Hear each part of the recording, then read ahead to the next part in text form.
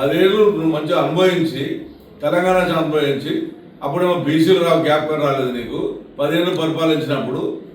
ఇప్పుడు బీసీలు జ్ఞాపకం వచ్చింది. నువ్వేమో బీసీలు కాపానికి బీసీలలో వాళ్ళు లీడరు నీకన్నా అయ్యన్నారు. బీసీలలో బీసీ వాదం ఎత్తుకుంటావు.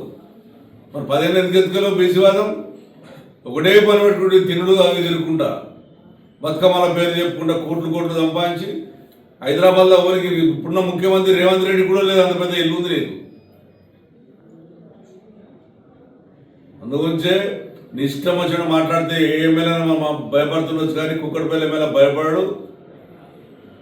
ప్రతి ఒక్కరి దగ్గర పోతావు, సీట్ల దగ్గర పోతావు, డబ్బులు వసూలు చేస్తావు, ఫోన్లు చేస్తావు. ఎంతమందికి ఫోన్లు చేసావు? నా దగ్గర నాకు తెలియదు అనుకుంటున్నావా? నాకు తెలియదు అనుకుంటున్నాను ఎంతమంది దగ్గర డబ్బులు ఆఫర్ చేసావని.